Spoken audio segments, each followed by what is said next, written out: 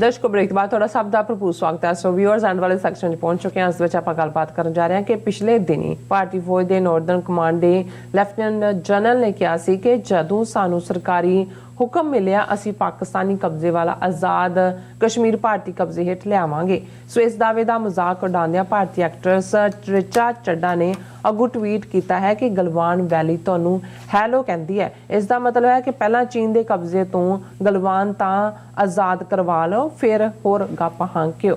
सो इस बारे आप गलबात करन जा रहे हैं और नाल ही गुरबाणी विचार इंसान तो पाई जाएगी। सो असी चाहांगे कि तुसां इसी तरह बने रहना, देखण सुनने या लिखण लई तुहाडा सब दा बहुत बहुत शुक्रिया जी। डॉक्टर साहब की कहना चाहोगे? देखो सानू इस गल की खुशी भी हुंदी है ते माण भी हुंदा है कि कई बार जिहड़ा किसी खबर के उत्ते साडा इमीडिएट रिएक्शन हुंदा है, उस तो बाद भारत दे विच जां सोशल मीडिया के उत्ते कुछ ना कुछ उस दे उत्ते फॉलो अप हुंदा है। भावें कौन एक्नॉलेज करदा है कौन नहीं करदा है, एक वक्री कहानी है। कल मेरी नज़र जदों नॉर्दर्न कमांड दे लैफ्टिनेंट जनरल दे उस बयान ते पई सी कि जी we are ready to occupy Pakistan occupied Kashmir, सानू सिर्फ हुक्म की लोड़ है। तो असी इस दे उत्ते सैगमेंट भी किया है, हालां कोसिया पाकिस्तान नू ज़्यादा कि भाई तुसी आपसी घरेलू खाना जंगी दे विच फसे होए हो। चलो एक डिबेट तो पाकिस्तान च खत्म हुई, फाइनली उन्होंने अपना फौजी चीफ ऐलान दिता है सीनियर मोस्ट, और घट्टो घट्ट उन्होंने जर्नलिस्टां नूं हुण कोई होर गल करन दा मौका बनेगा, नहीं तो पिछले 2 महीने तो इत्थे ही फसे हुए सी। और उहदे च असीं भारत की दिलवदी दी कि भी ये कोई दिलवदी भी कर सकते हैं, ये भी असीं कहा भी कोई उन्होंने चूड़ियां नहीं पाईयां हुईयां, न्यूक्लीयर पावर ने इस चों तबाही निकलेगी। लेकिन और ज़ाहिर है भी असीं इस अंदाज दे विच ही कि भाई इन्हां दा अपना हाल की है, लेकिन अगलियां चोणां जितण दे लई भी ये कुछ ना कुछ ग्राउंड तैयार कर रहे हैं। और जे राजनाथ सिंह ने स्टेटमेंट दी जिहदे वेस्ट अगों लैफ्टिनेंट जनरल ने दी, राजनाथ सिंह ने भी कहा जी असीं जिहड़ा उत्थों उन्होंने आज़ाद करावांगे और जिहड़े इधर रिफ्यूजी बैठे ने उन्होंने उन्हां दीयां ज़मीनां ते घर जिहड़े 47 तो पहला उन्होंने उत्थे वापस करांगे। हुण ये सारे चों किते ना किते तां इन्हां नूं खुशफहमी इस किस्म की बनी हुई है कि जी जिवें असीं कोई जिहड़ा सुपर पावर बन गए और इत्थे जो मर्जी असीं करिए। 5 अगस्त 2019 जदों उन्होंने कश्मीर का आईनी स्टेटस खत्म किया है, आर्टिकल 370 30, उस तो बाद तो बहुत पुतरे हुए हैं। हुण असी इस दे उत्ते अपनी गल कीती। हुण भारत की प्रमुख एक्ट्रेस हैगी है रिचा चड्ढा, और उन्हें नाल दी नाल ट्वीट किया गलवान सेज हाय, और थले उन्हें ट्वीट दे के उन्हें जिहड़ा नॉर्दर्न कमांड के कमांडर इन चीफ की स्टेटमेंट सी वो नाल चिपकाई। और स्टेटमेंट वही है, we are fully prepare to take back Pakistan occupied Kashmir from Pakistan, we are waiting the orders from the government, we will complete the operation quickly, before that if Pakistan is violating cease fire the answer will be different even they can not imagine. मतलब धमकियां भरिया और इस किस्म का। तो वो Richa Chadha कहंदी Galwan says हाय। हुण कई बारी एक ये है रिडिक्यूल कि भी तुसी उत्थे जाके की लेना है। पहलों जिहड़ा गलवान और उत्थे 1000 किलोमीटर स्क्वेयर किलोमीटर तो ज़्यादा टैरीटरी तुसी जिहड़ी चीन के हवाले की हुई, वो गलवान कहना मेरी भी पुछा आई इधर आके पहले मैनू तक लिबरेट कराओ।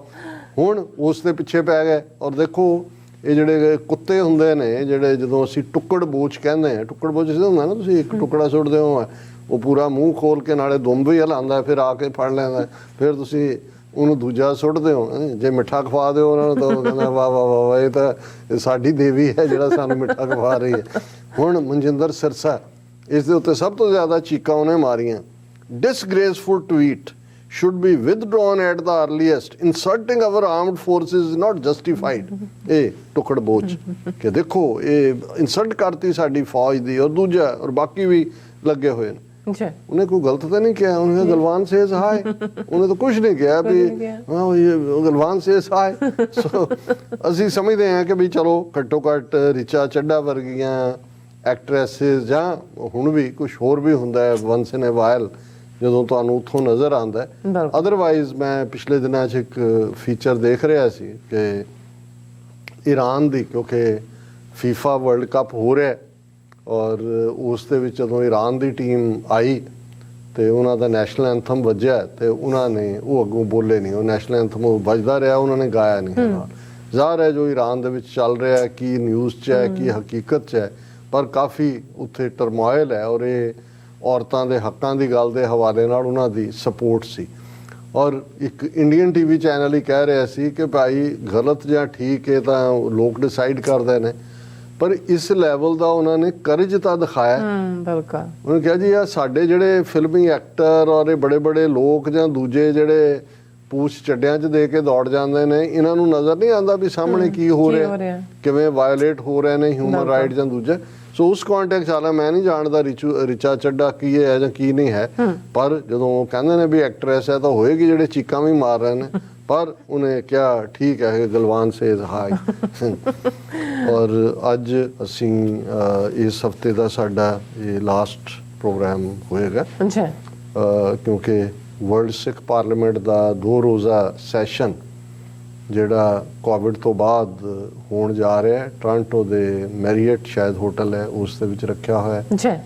ਸੋ ਅਸੀਂ ਕੱਲ ਜਿਹੜਾ ਹੈ ਉਹ ਫਲਾਈ ਕਰਾਂਗੇ, ਹਾਲਾਂ ਲਿਮਿਟਿਡ ਟਾਈਮ ਹੈ, ਉੱਥੇ ਹੀ ਹੋਣਾ ਜਿਹੜਾ ਸੈਚਰਡੇ ਸੰਡੇ ਮੰਡੇ ਅਸੀਂ ਵਾਪਸ ਆਵਾਂਗੇ। ਸੋ ਅਸੀਂ ਇਸ ਤੋਂ ਪਹਿਲਾਂ ਕਿ ਕੱਲ ਦਾ ਪ੍ਰੋਗਰਾਮ ਨਾ ਦੇਖ ਕੇ ਸਾਡੇ ਦਰਸ਼ਕ ਵਰਿਡ ਹੋਣ ਕਿ ਜੀ ਛੁੱਟੀਆਂ ਬਹੁਤ ਜ਼ਿਆਦਾ ਕਰ ਰਹੇ ਨੇ, ਅਸੀਂ ਇਹ ਦੱਸ ਦਈਏ ਵੀ ਟਰੈਵਲ ਦੇ ਵਿੱਚ ਛੁੱਟੀ ਨਾਲੋਂ ਦੁੱਗਣਾ ਕੰਮ ਹੁੰਦਾ ਹੈ ਔਰ ਸਾਡਾ ਹਰ ਪਲ ਗੁਰੂ ਨੂੰ ਕੌਮ ਨੂੰ ਸਮਰਪਿਤ ਹੈ। ਲੇਕਿਨ ਇਹ ਜ਼ਰੂਰੀ ਵੀ ਹੁੰਦਾ ਹੈ ਕਿ ਜਿਹੜੀਆਂ ਬਾਕੀ ਐਕਟੀਵਿਟੀਜ਼ ਨੇ, ਵਰਲਡ ਸਿੱਖ ਪਾਰਲੀਮੈਂਟ 2015 ਦੇ ਸਰਬੱਤ ਖਾਲਸਾ ਚੋਂ ਨਿਕਲਿਆ ਹੋਇਆ ਉਹਦੇ ਰੈਜ਼ੋਲੂਸ਼ਨ ਚੋਂ ਇੱਕ ਬਾਡੀ ਹੈ ਔਰ ਸਾਡੀ ਕੋਸ਼ਿਸ਼ ਹੈ ਕਿ ਆਉਣ ਵਾਲੇ ਪੀਰੀਅਡ 'ਚ ਇੱਕ ਅੰਬਰੇਲਾ ਵਾਂਗ ਵਰਲਡ ਸਿੱਖ ਪਾਰਲੀਮੈਂਟ ਸਿੱਖ ਕੌਮ ਨੂੰ ਆਜ਼ਾਦੀ ਦੇ ਰਾਹ ਤੇ ਜਿਹੜੀ ਤੁਰੀ ਹੋਈ ਹੈ, ਜ਼ਾਹਰ ਹੈ ਪੰਜਾਬ ਦੇ ਵਿੱਚ ਇੱਕ ਵੱਡੀ ਤਬਦੀਲੀ ਹੈ, ਪੰਜਾਬ ਦੇ ਧਾਰਮਿਕ ਔਰ ਸਿਆਸੀ ਅਸਮਾਨਾਂ ਦੇ ਉੱਤੇ ਖਾਲਿਸਤਾਨ ਗੂੰਜ ਰਿਹਾ ਹੈ, ਖਾਲਸੇ ਦੀ ਚੜ੍ਹਤ ਪੰਥ ਤੇਰੇ ਦੀਆਂ ਗੂੰਜਾਂ ਦਿਨੋਂ ਦਿਨ ਪੈਣਗੀਆਂ, ਇਹ ਮਾਹੌਲ। ਔਰ ਕੱਲ ਅਸੀਂ ਡਿਸਕਸ ਕੀਤਾ ਸੀ ਕਿ ਕਿਵੇਂ ਖਾਲਸਾ ਵਹੀਰ ਨੂੰ ਥਾਂ ਥਾਂ, ਅਜੇ ਤਾਂ ਕੱਲ ਤਾਂ ਸ਼ੁਰੂਆਤ ਹੀ ਹੋਈ ਸੀ, ਅੱਜ ਦੀਆਂ ਰਿਪੋਰਟਿੰਗਸ ਦੇ ਵਿੱਚ ਹੈ ਪਹਿਲਾ ਪੜਾਅ ਜੰਡਿਆਲਾ ਗੁਰੂ, ਹਜ਼ਾਰਾਂ ਦੀ ਗਿਣਤੀ ਸਿੱਖ ਸੰਗਤਾਂ, ਕਿਤੇ ਫੁੱਲਾਂ ਦੀ ਵਰਖਾ ਹੋ ਰਹੀ ਹੈ ਔਰ ਇੰਨਾ ਉਮਾ ਇੰਨਾ ਉਤਸ਼ਾਹ ਹੈ।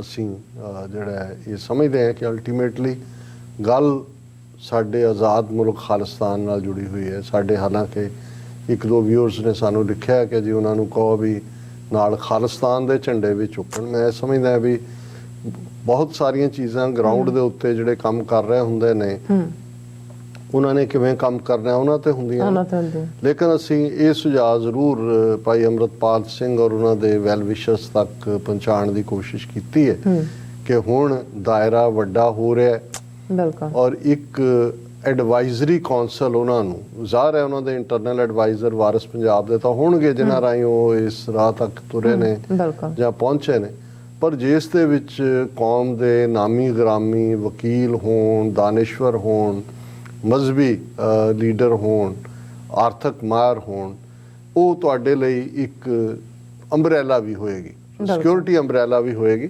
ਔਰ ਇਵੇਂ ਵੀ ਹੋਏਗਾ ਕਿ ਵੀ ਚਲੋ ਜਦੋਂ ਠੀਕ ਹੈ ਬੱਲੇ ਬੱਲੇ ਵੀ ਇੱਕ ਇਨਸਾਨ ਦੀ ਹੁੰਦੀ ਹੈ ਜਿਹਨੂੰ ਗੁਰੂ ਵਡਿਆਈ ਦਿੰਦਾ, ਪਰ ਜਦੋਂ ਨਾ ਪੱਖੀ ਸ਼ੁਰੂ ਹੁੰਦਾ ਕੁਝ ਵੀ, ਫਿਰ ਉਹ ਵੀ ਇੱਕੋ ਦੇ ਸਿਰ ਤੇ ਹੀ ਆ ਕੇ ਭੱਜਦਾ। ਔਰ ਅਸੀਂ ਬੀਤੇ ਦੇ ਵਿੱਚ ਦੇਖਿਆ ਕਿ ਜਦੋਂ ਡਿਸੀਜਨ ਮੇਕਿੰਗ ਕਿਸੇ ਇੱਕ ਦੇ ਹੱਥ 'ਚ ਰਹਿ ਜਾਂਦੀ ਹੈ, ਉਹਦੇ 'ਚ ਸਰਕਾਰਾਂ ਵੀ ਆਪਣੀਆਂ ਸਾਜ਼ਿਸ਼ਾਂ 'ਚ ਕਾਮਯਾਬ ਹੁੰਦੀਆਂ ਤੇ ਕਈ ਵਾਰ ਕਮਜ਼ੋਰੀ ਵੀ ਕਿਤੇ ਨਾ ਕਿਤੇ ਹੁੰਦੀ ਹੈ। ਸੋ ਇਹ ਜਿਹੜੇ ਵੀ ਇਸ ਪ੍ਰੋਗਰਾਮ ਰਾਹੀਂ, ਕਿਉਂਕਿ ਜਦੋਂ ਜਿਸ ਸੈਗਮੈਂਟ ਨੂੰ ਅਸੀਂ ਕਰਦੇ ਹਾਂ, ਜਿਵੇਂ ਕੱਲ ਕੀਤਾ, ਉਹਨੂੰ ਵੱਡਾ ਹੁੰਗਾਰਾ ਮਿਲਦਾ ਹੈ ਪੰਜਾਬ 'ਚ ਵੀ ਜਿਹੜੇ ਨੇ ਸਾਡੇ ਵੀਰ ਦੇਖਦੇ ਨੇ, ਤੇ ਇਹ ਅਸੀਂ ਜ਼ਰੂਰ ਸੁਝਾਅ ਦੇਣਾ ਚਾਹਾਂਗੇ ਕਿ ਭਾਈ ਹੁਣ ਦਾਇਰਾ ਵੱਧ ਰਿਹਾ ਹੈ, ਜ਼ਿੰਮੇਵਾਰੀ ਵੀ ਬਹੁਤ ਵੱਡੀ ਹੈ ਤੇ ਚੰਗਾ ਹੋਏਗਾ ਕਿ ਜਿਹੜੀ ਡਿਕਲੇਅਰਡ ਐਡਵਾਈਜ਼ਰੀ ਕੌਂਸਲ ਇੱਕ ਤੁਹਾਡੀ ਇੰਟਰਨਲ ਹੈ, ਪਰ ਜਿਹਦੇ 'ਚ ਤੁਸੀਂ ਹਰ ਖੇਤਰ ਦੇ ਜਿਹੜੇ ਜਿਨ੍ਹਾਂ ਦਾ ਪੂਰਾ ਨਾਂ ਹੈ ਔਰ ਪੰਥ ਪ੍ਰਸਤ ਨੇ ਉਹਨਾਂ ਨੂੰ ਤੁਸੀਂ ਲਓ, ਔਰ ਤਾਂ ਕਿ ਉਹ ਤੁਹਾਡੇ ਲਈ ਫਿਰ ਤੁਹਾਡੀ ਆਵਾਜ਼ ਵੀ ਬਣਨਗੇ।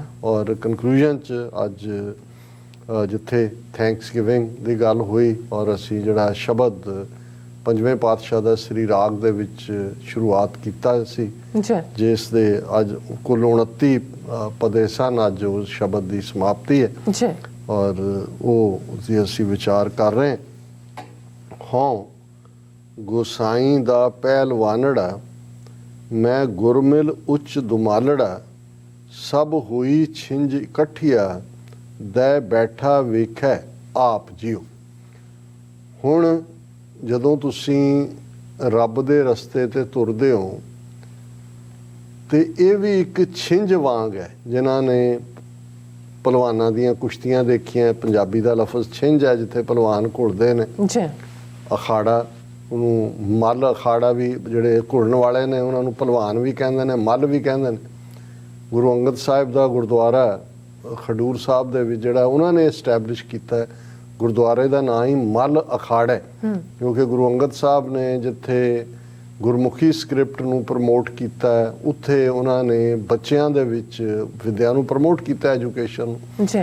ਔਰ ਸਰੀਰਕ ਤੰਦਰੁਸਤੀ ਦੇ ਲਈ ਮੱਲ ਅਖਾੜਿਆਂ ਦੀ ਜਿਹੜੀ ਸਥਾਪਤੀ, ਔਰ ਪਹਿਲਾ ਮੱਲ ਅਖਾੜਾ ਜਿਹਦੇ ਨਾਂ ਤੇ ਹੀ ਗੁਰਦੁਆਰਾ ਖਡੂਰ ਸਾਹਿਬ ਮੈਨੂੰ ਦਰਸ਼ਨ ਕਰਨ ਦਾ ਵੀ ਸੁਭਾਗ ਮਿਲਿਆ, ਉਹ ਗੁਰਦੁਆਰਾ ਮੱਲ ਅਖਾੜਾ ਹੈ। ਜੀ। ਹੁਣ ਕਿਉਂਕਿ ਇਹ ਸਾਡੇ ਪੰਜਾਬ ਦੀ ਤਹਿਜ਼ੀਬ ਦਾ ਇਨਸੈਪਰੇਬਲ ਹਿੱਸਾ ਹੈ।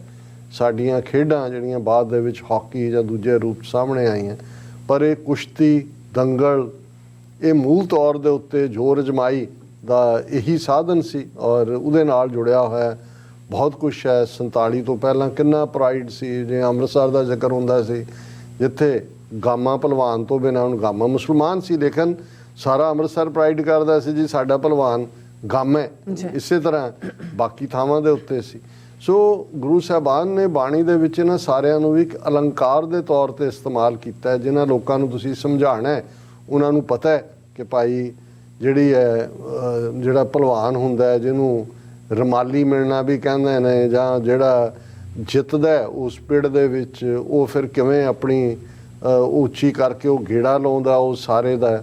ਫਿਰ ਜਿਹੜੇ ਅੱਡ ਅੱਡ ਭਲਵਾਨਾਂ ਦੇ ਜਿਹੜੇ ਉਸਤਾਦ ਹੁੰਦੇ ਨੇ, ਉਹਨਾਂ ਦੇ ਜਿਹੜੇ ਮੱਲ ਘੁਲ ਰਹੇ ਨੇ, ਜਿਹਨੇ ਅਖਾੜੇ ਦੇ ਵਿੱਚ ਉਤਰਨਾ ਹੈ, ਪਹਿਲਾਂ ਜਾ ਕੇ ਉਹਦੇ ਪੈਰੀਂ ਹੱਥ ਲਾਉਂਦਾ, ਉਹ ਥਾਪੀ ਦਿੰਦਾ, ਉਹ ਫਿਰ ਇੱਕ ਗੇੜਾ ਕੱਢਦਾ, ਫਿਰ ਡੰਡ ਬੈਠਕਾਂ ਕੱਢਦਾ, ਫਿਰ ਉਹਦੇ ਵਿੱਚ ਆਉਂਦਾ ਹੈ, ਫਿਰ ਉਹ ਘੋਲ ਹੁੰਦਾ ਹੈ। ਫਿਰ ਜਿਹੜਾ ਅਲਟੀਮੇਟਲੀ ਜਿੱਤਦਾ ਉਸ ਨੂੰ ਉੱਚਾ ਦਮਾਲਾ ਮਿਲਦਾ, ਉੱਚਾ ਆਨਰ, ਔਰ ਉੱਚਾ ਉਹਨੂੰ ਕਹਿੰਦੇ ਸੀ ਜੀ ਇਹ ਦਮਾਲੇ ਵਾਲਾ ਹੈ, ਔਰ ਇਹ ਆਨਰ ਇਹਨੂੰ ਮਿਲਿਆ।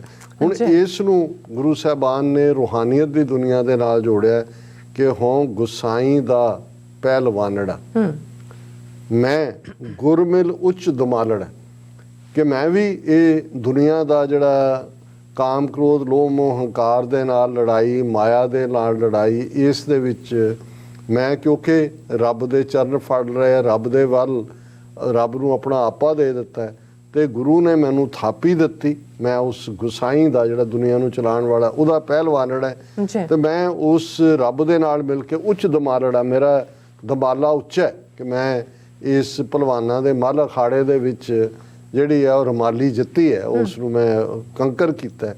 ਸਭ ਹੋਈ ਛਿੰਝ ਇਕੱਠੀ ਆ ਦੈ ਬੈਠਾ ਵੇਖਿਆ ਆਪ, ਕਿ ਇਹ ਸੰਸਾਰ ਇੱਕ ਛਿੰਝ ਵਾਂਗ ਹੀ ਹੈ, ਸਾਰੇ ਹੀ ਆਪੋ ਆਪਣੀ ਭਲਵਾਨੀ ਕਰ ਰਹੇ ਨੇ, ਔਰ ਉਹ ਰੱਬ ਜਿਸ ਨੇ ਇਹ ਸ੍ਰਿਸ਼ਟੀ ਬਣਾਈ ਹੈ, ਇਹ ਸਭ ਨੂੰ ਦੈ ਬੈਠਾ ਵੇਖਿਆ ਆਪ, ਉਹ ਦੇਖ ਰਿਹਾ ਹੈ ਸਾਰਿਆਂ ਨੂੰ, ਇਸ ਮੱਲ ਅਖਾੜੇ ਨੂੰ। ਇਸ ਕਿਤੇ ਤਮਾਸ਼ਾ ਗਿਆ ਦੇਖਣ ਆਇਆ ਉਹ ਜਗਤ ਤਾਂ ਕਿਤੇ ਤਮਾਸ਼ਾ ਹੈ, ਇੱਥੇ ਮੱਲ ਅਖਾੜੇ ਦਾ ਅਲੰਕਾਰ ਹੈ।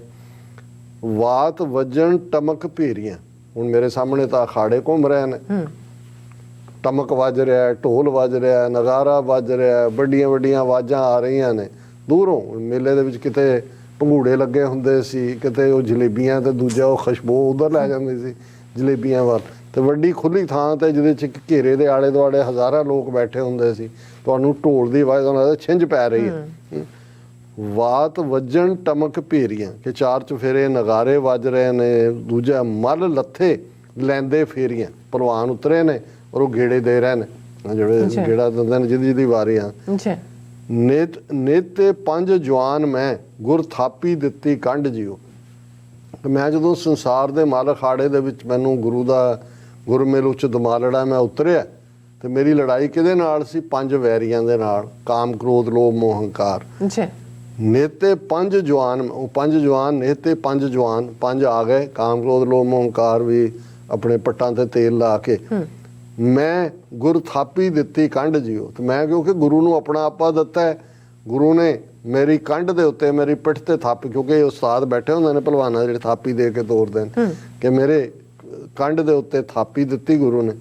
ਸਭ ਇਕੱਠੇ ਹੋਏ ਆਇਆ, ਘਰ ਜਾਸਨ ਵਾਟ ਵਟਾਇਆ, ਗੁਰਮੁਖ ਲਾਹਾ ਲੈ ਗਏ, ਮਨਮੁਖ ਚੱਲੇ ਮੂਲ ਗਵਾਏ ਜੀ। ਕਿ ਇਹ ਸੰਸਾਰ ਇੱਕ ਮਲ ਅਖਾੜੇ ਵਾਂਗ ਹੈ, ਸਭ ਇਕੱਠੇ ਸਭ ਆਏ ਨੇ ਇੱਥੇ। ਆ ਰੰਗ ਬਰੰਗਾਂ ਦੇ ਭਲਵਾਨ ਅੱਡ ਅੱਡ ਅਖਾੜਿਆਂ ਦੇ ਇਸ ਅਖਾੜੇ 'ਚ ਉਤਰੇ ਹੋਏ ਨੇ। ਸਭ ਇਕੱਠੇ ਹੋਏ ਆਇਆ, ਘਰ ਜਾਸਨ ਵਾਟ ਵਟਾਇਆ, ਪਰ ਜਾਣਗੇ ਵੱਖੋ ਵੱਖਰੇ ਰਸਤਿਆਂ ਤੋਂ। ਕਿਹਦੀ ਮੌਤ ਕਦੋਂ ਹੈ, ਕਿਹਦੀ ਮੌਤ ਕਦੋਂ ਹੈ। ਜਿਵੇਂ ਅਸੀਂ ਸੰਸਾਰ ਦੇ ਇਸ ਅਖਾੜੇ ਦੇ ਵਿੱਚ ਉਤਰੇ ਹਾਂ, ਆਪੋ ਆਪਣੇ ਰਾਹ ਅਸੀਂ ਤੁਰਨਾ। ਗੁਰਮੁਖ ਲਾਹਾ ਲੈ ਗਏ, ਮਨਮੁਖ ਚੱਲੇ ਮੂਲ ਗਵਾਏ ਜੀਓ। ਕਿ ਜਿਨ੍ਹਾਂ ਨੇ ਰੱਬ ਵੱਲ ਮੂੰਹ ਕੀਤਾ, ਬੰਦਗੀ ਇਬਾਦਤ ਪਰਉਪਕਾਰ ਲੋਕ ਭਲਾਈ ਦੇ ਰਸਤੇ ਨੂੰ ਚੁਣਿਆ, ਉਹ ਗੁਰਮੁਖ ਬਣੇ, ਉਹਨਾਂ ਨੇ ਇਸ ਦਾ ਲਾਹਾ ਲਿਆ। ਤੇ ਜਿਹੜੇ ਮਨਮੁਖ ਨੇ, ਜਿਹੜੇ ਆਪਣੇ ਮਨ ਵਾਲੇ ਆਸ਼ੀ ਇਹ ਜਗ ਮਿੱਠਾ ਅਗਲਾ ਕਹਿੰਦਾ ਡੱਠਾ, ਚੱਲੇ ਮੂਲ ਗਵਾਏ ਜੀਓ। ਉਹਨਾਂ ਨੇ ਜੋ ਉਹਨਾਂ ਨੂੰ ਇਨਸਾਨੀ ਜ਼ਿੰਦਗੀ ਦੇ ਰੂਪ ਦੇ ਵਿੱਚ ਮੂਲ ਮਿਲਿਆ ਸੀ ਕਿ ਉਹਨੇ ਇਨਸਾਨੀ ਜ਼ਿੰਦਗੀ ਨੂੰ ਅੱਗੋਂ ਕਮਾਣਾ, ਉਹਨਾਂ ਦਾ ਮੂਲ ਵੀ ਜਾਂਦਾ ਲੱਗਾ, ਉਹਨਾਂ ਨੇ ਗਵਾ ਲਿਆ।